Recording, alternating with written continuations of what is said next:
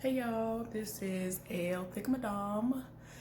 It is about to be that time where all the little Sunday night lineup shows come on, like Married to Medicine, the reunion, I guess, the last part of it.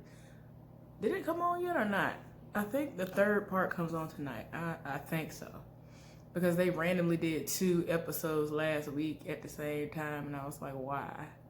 Unless I'm overlapping. But yeah.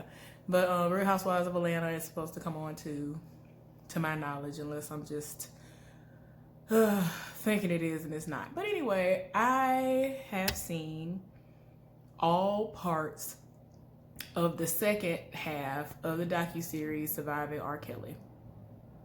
I'm tired. I'm drained. One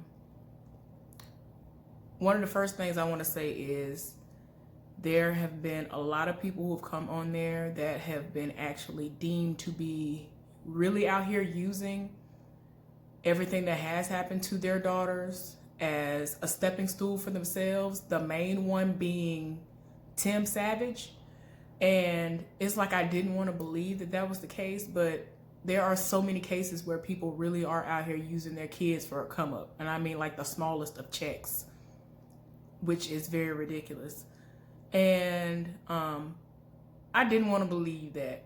One of the people who I look and turn to when it comes to a lot of stuff that is exposing people, she has been spot on like 99% of the time. I think she wasn't spot on literally one random time, and that was when one person got over on her. But everything else, especially when it pertains to R. Kelly, she's been right on it. So, she said Tim Savage is like one of the ones. But I mean, I'm not just solely going off of what she's said. I'm going off of what I've seen actually out there. Because at one point in time, I don't know if y'all know, especially if y'all have followed all this stuff that has come out since he's had indictments and all this other stuff to come down on him. At one point in time, Tim Savage and his family were doing some kind of TV show, trying to get a TV show going or whatever it was. And I'm like, and I mean, this was all in the midst of everything that had gone on. The daughter was gone and all that. And so everything really was looking like publicity stunts left and right, especially just coming directly. If you had anything to do with any family, it was definitely his family. I don't know if it was him being the ringleader and they just being like, oh, well, he the head of the household. Let's just go with what he's talking about, whatever. I don't know. But I cannot. But despite all that, and I mean some of the actual women too, I'm not going to go into exactly who the people are in particular, but there have been several of the women who have been deemed to be lying, I guess as it got further along in their relationships with R. Kelly or something like that, or they were just like tweaking a lot of what was going on to fit their narrative. Several of them have signed NDAs, and quite a few of them have broken them and, come out and, have spoken on the situation.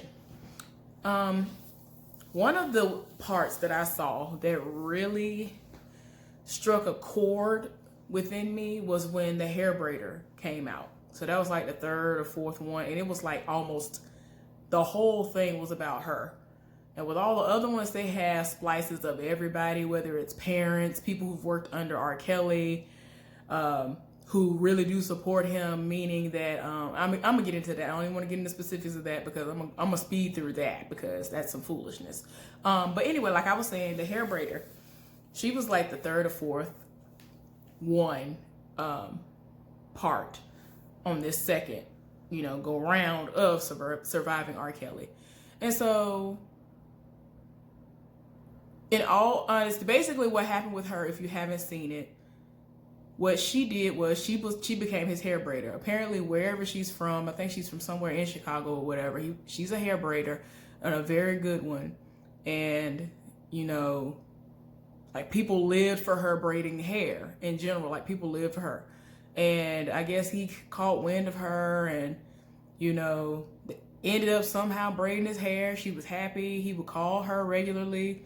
And she had kids. And she was content braiding his hair. No matter what else that she probably wanted to do in her life, she didn't even care because she was so happy because she was braiding his hair. He was paying her like $100, and she had 3 kids. I don't know if she has any more now, but she had 3 kids at the time. The girl was 24 now. Let me put that out that she was 24. And it was like $20 per child. I think $20 per child or something, she said, every time that she had to babysit. Then she had to get a cab back and forth. So literally that was $20 each time if I'm remembering what she said. So literally her whole check was gone. But she said that she was fine and was content with that. R. Kelly did what he normally does. He makes you feel like he's your brother and here for you. And she had been going through some abusive marriage to, I guess, her children's father or whoever the person was she was married to at the time. And I think he paid to get that situation to go away, meaning that I don't think they're together anymore, and he paid for the divorce. And it's just like he just came in, he just seemed to be this savior. And then like one day she was in the studio or something, and I guess basically wherever he wants his hair to be braided at, I guess Michelle Williams of Destiny's Child was there. And so she rolled up on her and was like, are you of age or something to that extent? And R. Kelly like kind of saw it go down, and he was like, go ahead, show you your ID. She 24 years old, I don't do that stuff, whatever. The girl thinking that R. Kelly is everything, and she's not believing these charges because she did. Now to her defense, she did initially when she heard about him and she was going to come on board. She was like, I need to know if any of this stuff is true that I'm hearing about you. People are telling me that I don't need to have any dealings with you because some stuff is out there about you. And so he was like, nah, man, that stuff ain't what happened. So anyway, she proudly pulled out her license and was like, no, I don't feel any kind of way. I feel proud to show you how old I am. Pulled out her license, showed Michelle Williams that she indeed was 24 years old and that, people need to stop believing these things or whatever. Like, she was so happy and proud to show, and she just felt like she was helping him to prove his innocence, which, we know is not a thing. But anyway, y'all, to make a long story short, because like I said, like almost a whole part, like part number 3 or part number 4, whatever it was literally almost all about her, like 99% of it, like 95% of it was about her. And it got to a point where randomly, I'm just going to fast forward because like I said, a lot happened. He sat up there, was talking to her. He knew every little negative detail about her life, things that he knew she was down about, all this. Eventually, he did like most manipulative people do. He used all that stuff against her. So then they were together one day and he randomly was like, yeah, you need to go ahead and top me off. And proceeded to like try to pull her hair, because she said that day she remembers exactly how her hair was. She had 2 French braids and he like pulled one of the braids down and was trying in a motion to get her to go down and perform oral, situations on him. And so she said that she just did like this, like no, like trying to shield her face. And so he told her that she needed to just warm it up or something like that. Basically, like, you need to go ahead and do, for some reason he has this I hate, and that's why I can't stand for nobody to call no man that ain't their actual biological father daddy. Almost every accuser says something about him saying, do this for daddy and all this other stuff. I ain't here for nobody calling nobody no daddy unless you actually are a biological father of somebody's. I ain't got time. No, I call my biological father daddy, and that's the only person. No. So it is to a point where I don't know. I'm just trying to understand what in the world going on. And I'm like, did I miss the part where she said she actually went on ahead and went through with it? Because she was like, all I know was he told me I needed to go and clean my face up or something like that. And so she went to the bathroom. She said she starts wiping her face and all this other stuff. And she's realizing that her eyelashes and everything are sticking together because he didn't ejaculate all over her face. And she's like, done. She's like, I go home and I kiss my babies with my mouth. All this stuff is all on my face. And so I'm rubbing and I'm like, she said she just repeatedly was washing her face. I was like, I cannot, this is too much. So eventually she gets to a point where she's like, yeah, I can't do this no more. And she took it upon herself to go and, file a report or whatever against him. And there have been, reports in the past that have been dismissed.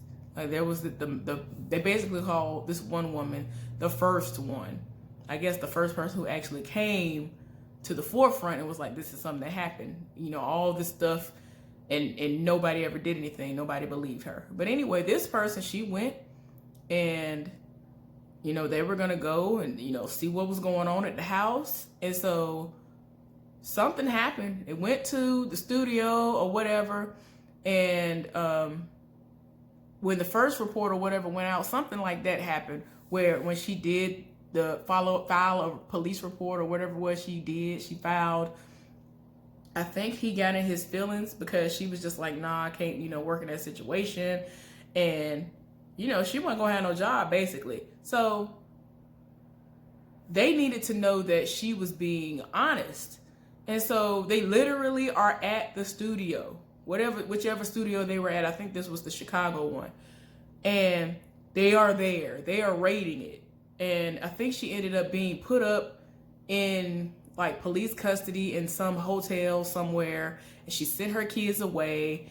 And the man called her, was like, you have to wake up right now. You got to wake up, get the sleep out your eyes, wake up. This is going fast. It's happening right now. And so I'm looking like, what? Like the story just started like taking off, y'all. So they're kind of trying to raid it. And everybody there is saying that they don't know who she is. Of course. At this point in time, everybody is still on this. R. Kelly didn't do it. He got acquitted. Everything was thrown out. So no. So even if you were in his camp, everybody believed all this stuff, even if you didn't have a hand in being any of the people who were bringing the girls to him and all that other stuff, a lot of those people knew what was going on when they were in the studio and all the other places where the sexual acts were going down. So anyway, every single person there said they didn't know who she was. And so she was like, no, because earlier in her story, she'd been there so much. Like she would go and braid his hair like every other day or something like that. Like he kept his hair braided. And so he was giving her $100 each time or whatever. And, he knew which people to pick in almost every single situation. These people didn't have the means like that, or they came from very broken homes. The parents weren't around. The mama was trash. She didn't care nothing about their child, whether they was eating, sleeping, nothing. Just didn't care. So when they would run the streets or whatever, some of them would do that. Nobody cared. Nobody was there, whatever. So yeah, y'all. People talking about they don't know who she is. It gets to a point where she's like, no. Because in the earlier part of the story, like I was saying, I'm sorry, I got, sidetracked. She was saying that it got to a point where she was there so much that everybody would talk to her like that was, she was like a part of the family too, and that she was like a little sister to them, and, real cool. All the security and all the other people, his bodyguards, all of them would talk to her, and like everybody around there were very, very nice.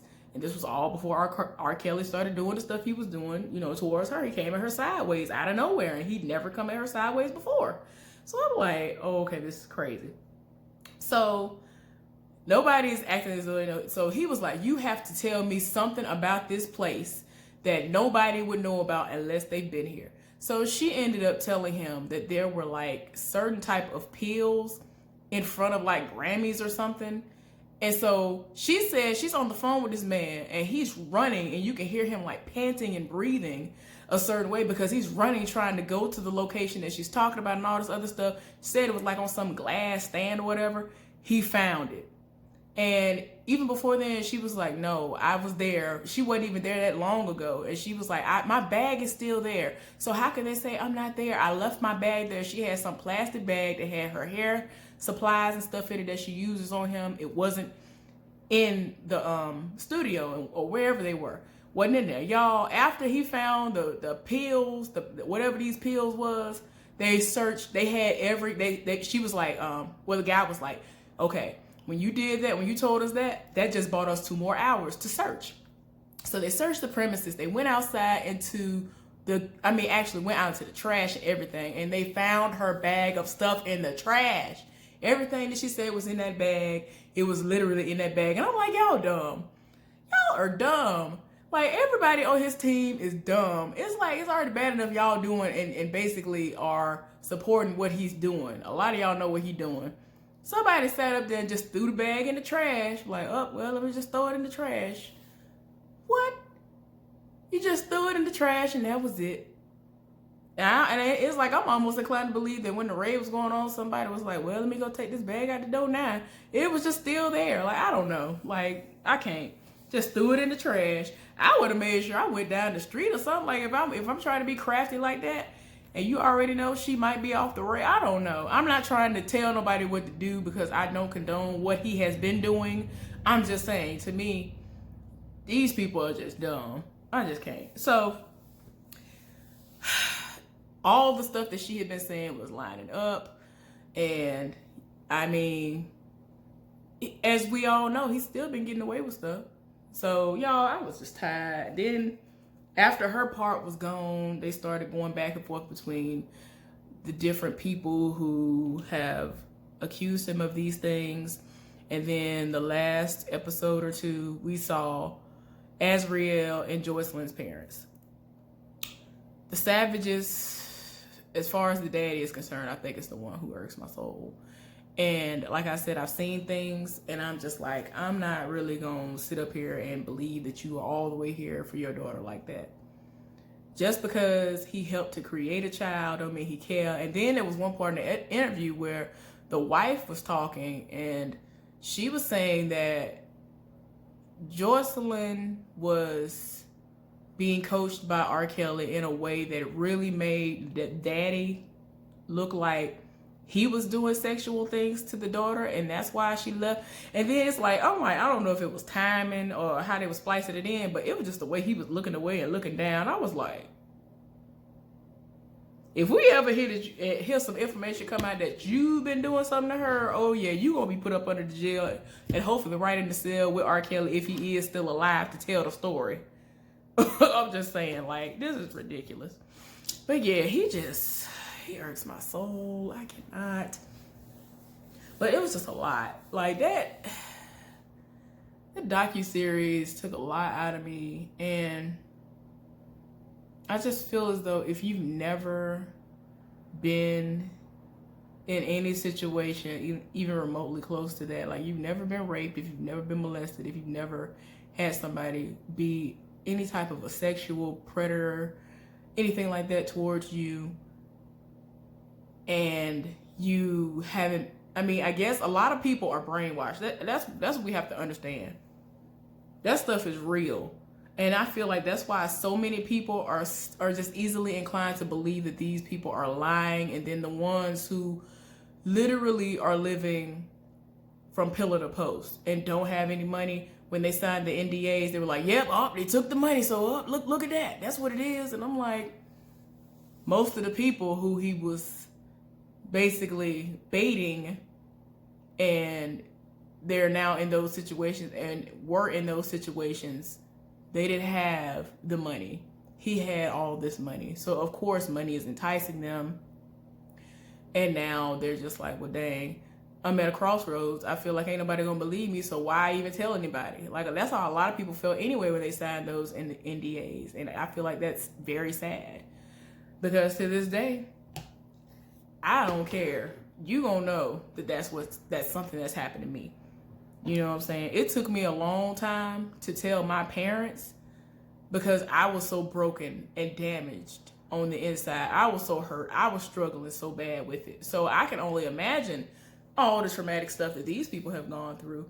And, you know, it took counseling and therapy, all that stuff for me to finally come forward and say something to my family about it, because these were people who my family members knew.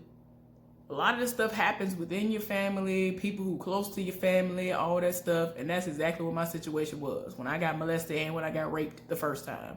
The second time I got raped, it was a guy who was around my age when I was in college. So I'm just saying, it is crazy. It is crazy. And a lot of people don't come forward because they have a fear of something. Oh, well, ain't nobody gonna believe me, or that's one of the main things that a lot of people fear, is that nobody's going to believe them when they tell you that this is what is going on or what has happened. And then, given the fact with their situations, that's R. Kelly, so ain't nobody trying to hear that.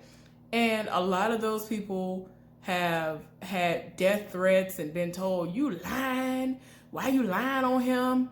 And y'all just wanted money, you just wanted fame, whatever, and that's the only reason why y'all trying to say something now, because the money ran out and all this other stuff. Now, look, another person who I don't really believe like that, or I might be 50-50 on, is Dominique's mama. Y'all, I'm so glad that she has a happy ending. But her mama, I don't know. I don't know about her mama. I've heard her mama's had some stuff with her, but the one thing that I can say positive about her as far as this specific documentary is she was able to get her daughter the last time, and we know that Dominique went back. She was the one who we saw that was on TMZ, who had her hair cut short and all this other stuff. She still wears it short. But yeah, her mama, it was just some stuff that went down before, and I was just like, I don't know about you. I do not know about you. And she just seemed like she might have been getting a little check or something. And there have been people who felt like she was actually getting some sexual something from him too, because she actually looks good. Like, her body looks nice. She's an attractive woman as far as I'm concerned. I don't know what everybody else would think. Like, she's pretty. She actually is pretty. So anyway, I don't know. I'm conflicted about her, but like I said, the one good thing that I can say about her is when her daughter left again, she wanted to go back and then leave on her own terms, because before she didn't feel as though she was going to really be fully gone, because she didn't leave on her own, and she needed to see how that felt. And that's really, I resonated with that when she said that. I fully understood what she meant. Because that's the same thing with people. If you try to tell them about a situation that you've gone through and they don't listen to you, it's one of those situations where you got to live it and learn.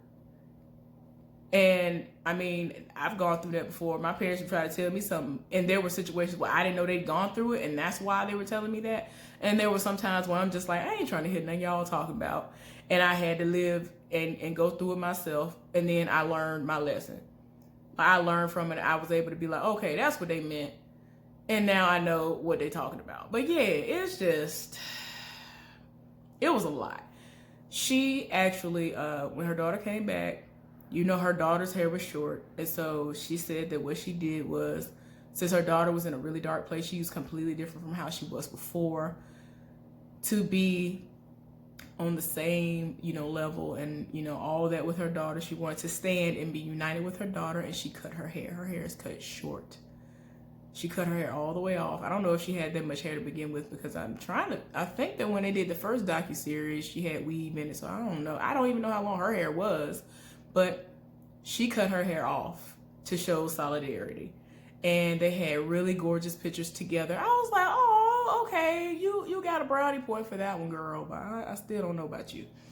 But to make a long story short, y'all, at the end of the documentary, they showed Dominique, y'all, a tear came to my eye.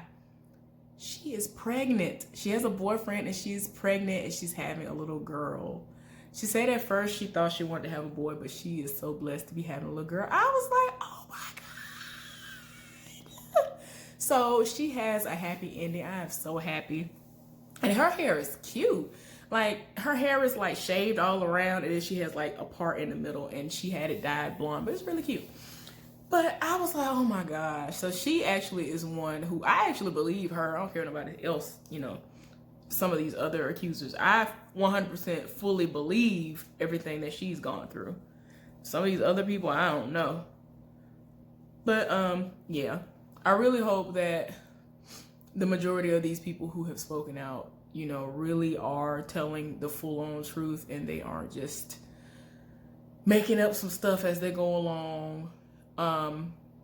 I am sick and tired of Andrea Kelly because, yes, she was married to him, but at the same time, when I first knew of her existence, I was shocked to find out that she was married to him, that this was before all this stuff came out. I told y'all before she was on Hollywood Exes, and I was like, what? And I was like, okay. And like the way that she would handle people whenever people would be like, oh, I heard she's R. Kelly's ex-wife. And she just would not want to talk about him, like, at all. And she looked like she was going to set it off on the dude who she had become engaged to. I hope she never married. I forgot if she did. Some dude who was trying to become a singer too. And I was just like, girl, no.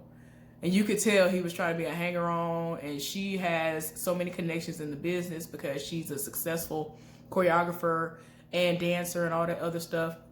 I never try to take that away from her. I can't take that away from her. But when it comes to her and her affiliation with R. Kelly, I'm just like, girl, I was here for you in the beginning, but then you started getting on social media being stupid and over here talking, yeah, I support my baby daddy, and was playing music of his in the background and all this other stuff. I'm like, girl, okay, I'm happy for you to have gotten some coins finally because he was giving you, you know, all kinds of strife, and I wanted to give you money, and you had like 2-3 kids by him. He needed to have been giving you child support, all this money he was making. You know what I'm saying? I'm just like, okay. But then it got to a point that even, I think years, it might have been years after she made those videos that I know where she was talking about, oh, I need my child support. And he was like really far behind, and her kids, at least one of them was of legal age. And I'm just like, girl, I understand the rears, but goodness gracious, ma'am. But I've been looking at her sideways ever since. So I ain't here for her no more. It's like, after all that traumatizing stuff that you say he's done to you, why would you then sit up there and say, yeah, I'm paying my baby daddy. He's very talented. Okay. I'm not gonna sit up here and support your music. And this is the last point I want to make before I get off of here. But that I was very disturbed by some of the people and what they said on the documentary as far as the music goes. I understand everybody in life who wants to say you should be able to separate the artist from the art. Okay, I hear you on that, but you have to understand with this situation, that's completely different. Because somebody Cheryl Lee Ralph said something, and I was like, girl, you treading on thin ice. When she said it, I was like, you really treading on thin ice. You really treading on thin ice. And then one of them execs, I forgot what his name is. He was one of the ones I was already looking at him sideways, because when he was a part of the company he was a part of, when that sex tape came out where he was peeing on people, he went right on down to Chicago and was buying up as many tapes as he could to get him off the streets. And it's like, that was one of your ways of helping him. So you need to sit down and shut up. But they brought him on later on the episode, and he was basically saying the same thing, y'all. Matthew Knowles popped up and was talking about, we need to, basically the same thing. I was like, you need to shut up. Like, you definitely need to shut up. That's what you need to do. You need to shut up, Matthew Knowles. You need to shut up. But do y'all not remember that in the first docuseries that they did for this, they said that he sat up there and all of these songs that we have heard of his, they were all from all these experiences that he's had with these women. So why you want to sit up here and be like, oh, okay, let's continue to support this music. We might not support him, but let's support this music. Why? This was all about age ain't nothing but a number, all this other stuff. And then like they went down the list, and then that dude who I said to y'all, I forgot what his name is again, like I said, he sat up there and was like, well, since y'all want to say that, are y'all willing to give y'all's money back and put it towards the families of the people who suffered, that y'all spent on people like him and the other people whose music that y'all support, that he actually wrote music for? And then they started going down lists, and they like highlighted certain songs, and literally there was only one song on there that I liked and cared about, and that was Age Ain't Nothing But a Number. But I don't even listen to that anymore. I don't have the song anymore, none of that, because I had no idea that those songs, that's what those songs were. I had no idea he was sitting up there connecting the songs like that, and the songs were being created because he was over here doing all this stuff with these people. being a sexual, deviant, criminal, all this other stuff. I didn't know all that was going on. So I do not support his music. I do not. I can't, of course, like erase my memory of what the lyrics are because I grew up listening to the music. So I just don't have them. Anything that came out after those allegations and stuff, you know, really came to fruition as far as him being, like, them taking him to court. I was like, oh, no, I'm done. People used to be online, so I was like, oh, they came out with something about a panty and something about some cookies. And I was just like, I don't care nothing about that. I was rolling my eyes at every single person who was sharing it like crazy, my best friend included. I do not support him. And just recently, when the first docuseries, the first part of this docuseries came out, right before it came out, me and my friend would have a conversation randomly. When we had went out, we had linked up, we hadn't seen each other in a while, we were talking about it. And I was like, do you still support him? And she was like, well, my mama don't, but I still listen to his music, because she's basically trying to do that. I support the music and not him and what he's possibly done. After that happened, I think she said that she is no longer listening to his music. And I was like, what? I mean, she randomly told me. I couldn't even believe it. So this is getting through to a lot of people. So I don't care what nobody says. To make a long story short, I don't care what you say. As far as that is concerned, I'm not here for it. Like, given my history, I can't do it. I cannot do it. And I know that there will be so many people whose music would be put on the chopping block. But this was something that happened while I was here, alive and well, and very present for, grew up with the music, and I witnessed all of these court things, all these court situations happen right before my eyes, and I'm not here for it. So there are several people who I don't listen to because I know what they are all about, and he is the top of the list. Anyway, hopefully y'all enjoyed my thoughts on this. If not, that's fine. If you did, I appreciate you. I hope y'all have a good one, and I'll see y'all later.